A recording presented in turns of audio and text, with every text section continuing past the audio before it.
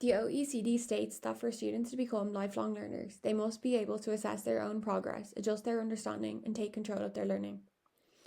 This perspective reflects a broader shift in education away from passive learning with the purpose of undertaking summative assessment towards assessment that supports learner agency.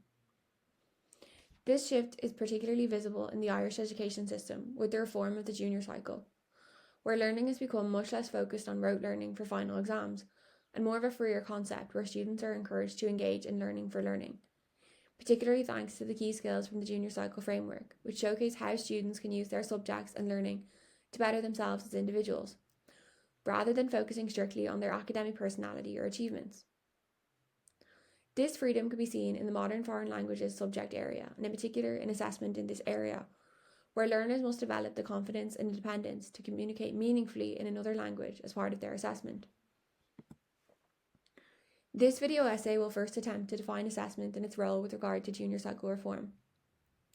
Next, a theoretical basis of summative and formative basis assessment will be made, before practical strategies in assessment for and of learning are analysed. And finally, the importance of CBAs in junior cycle assessment will be mentioned. This video essay will attempt to answer the question with the modern foreign language classroom, teacher, and student in mind. In order to analyse the role of assessment, both in the context of the junior cycle and in general, assessment must be properly defined. The NCCA states that it is a process of generating, gathering, recording, interpreting, using, and reporting evidence of learning in individuals, groups, or systems. They also mention that educational assessment provides information about progress in learning and achievement in developing skills, knowledge, behaviours, and attitudes. Upon unpacking this definition, it's clear that a variety of techniques are employed and actions are taken with regard to assessment. Therefore, it must be said that assessment does not take on one specific role for specific persons or uses, but it provides information for different people for various uses. So often, assessment is only considered summative, especially when it is seen as final exam-focused assessment, as the Irish education system has seen so prominently in the past at junior level. In this case of summative assessment, there is a focus on measurement. This can be explained by the fact that a student's achievement or progress in their learning is measured by a certain grade or result. Levy-Feldman says that measurement is a part of assessment.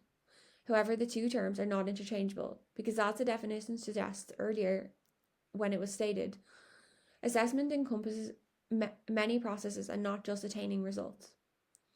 Therefore, summative assessment is not the only style of assessment that a student should undertake, especially a lower achieving student, for example, and especially if they are to take control of their own learning. Having to wait until the final exam comes at the end of a month, term, or year does not allow any students to control their learning, as they have no continuous feedback on how to improve all throughout their learning. Focusing on summative assessment can mean that educators and students become distracted by having the end goal of this assessment and missing out on having formative assessment influence the result of said summative assessment. As highlighted by the OECD, effective assessment should enable students to monitor their own progress and adjust their learning strategies, which is a core principle of formative assessment. Black and William refer to formative assessment as activities undertaken by teachers and/or by their students, which provide evidence to be used to modify the teaching and learning activities in which they are engaged. They explain how formative assessment is a more inclusive concept because having continuous assessment aids all students, but in particular it aids lower achieving students. Relating back to the definition of assessment, it is clear that formative assessment is an excellent form of effective educational assessment because it indeed provides information in a continuous manner, which is helpful for both teachers and students alike. Evidently, formative assessment allows students to take control of their education, because they are given real-time opportunities to improve their learning, and in turn improve their eventual result in their summative assessment.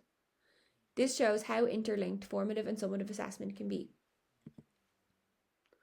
In the context of modern foreign languages, the use of both formative and summative assessment is absolutely crucial to achieving effective language learning. Firstly, one might think that summative assessment does not hold an important role in this subject. However, taking written or oral examinations, for example, are important in measuring a student's achievement, especially with regard to certification of learning. While junior cycle students don't necessarily always know their attained level or required level in a language, being certified to a certain level, for example, the CEFR scale from the Council of Europe, allows them to understand what they should know and maybe what they need to revise in order to maintain that particular level, because of the descriptor that the CEFR offer for each level.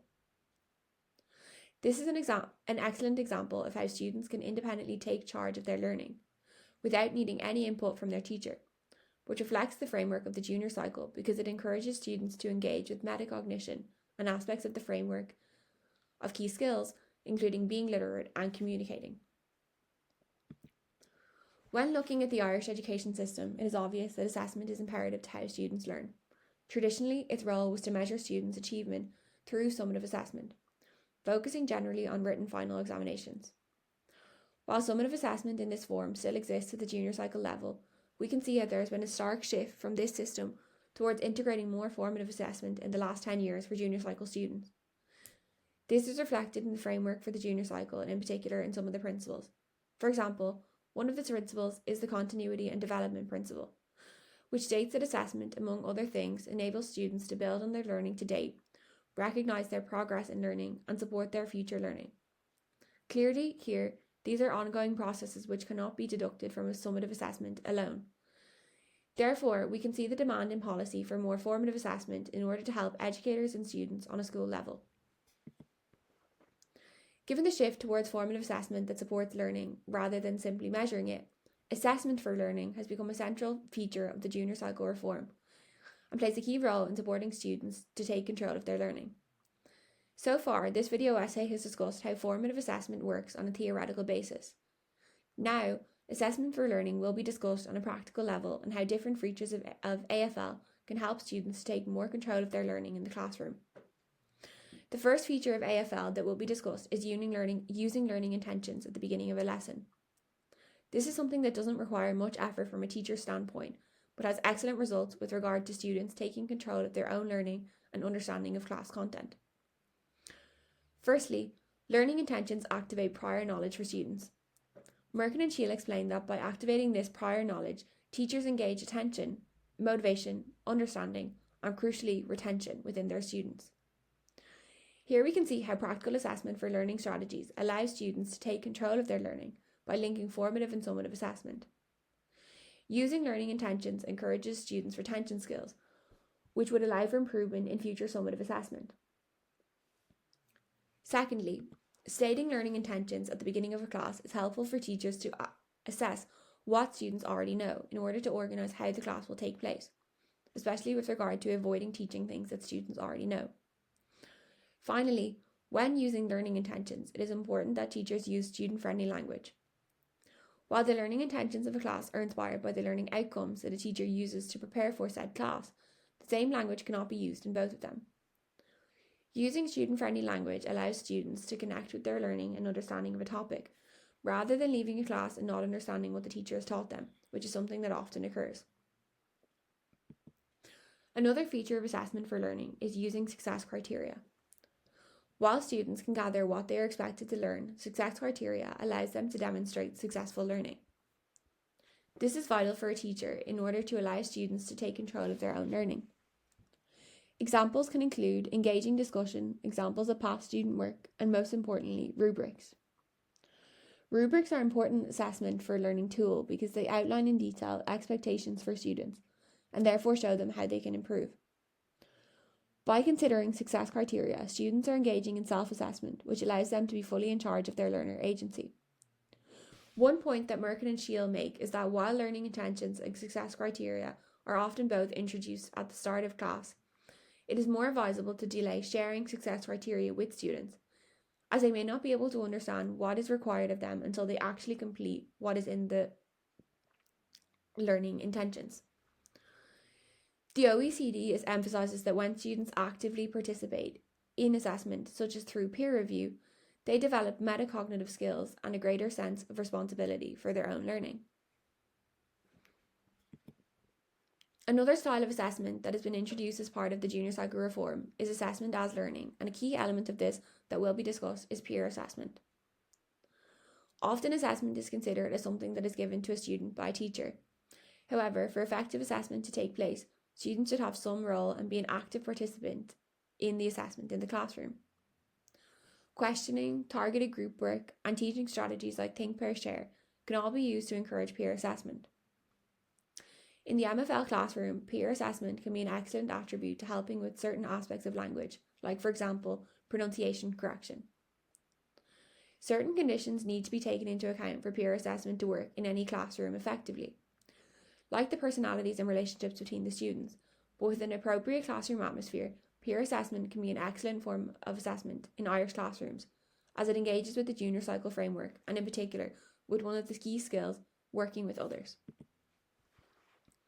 Finally, a major element and radical change in the reform of assessment at junior cycle level was the introduction of CBAs. This form of assessment plays a significant role in supporting students to take control of their learning at junior cycle because they reflect the ideas outlined in the junior cycle framework.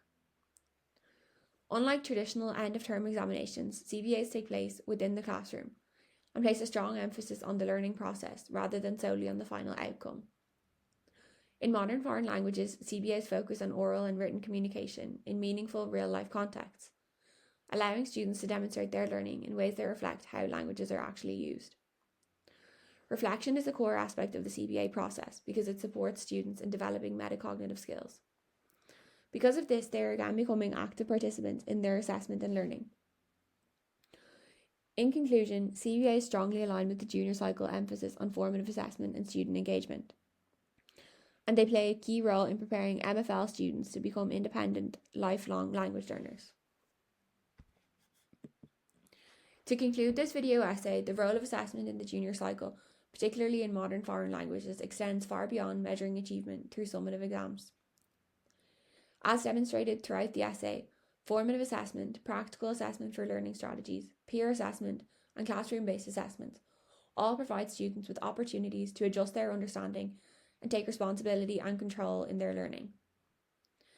These practices not only align with the principles of the junior cycle framework, but also reflect international perspectives on effective assessment, as highlighted by the OECD.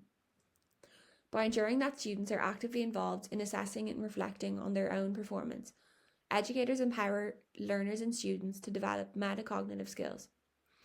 Ultimately, when they are given the tools, guidance, and opportunities to take control of their learning, assessment becomes a catalyst for lifelong learning, rather than simply a measurement of summative achievement.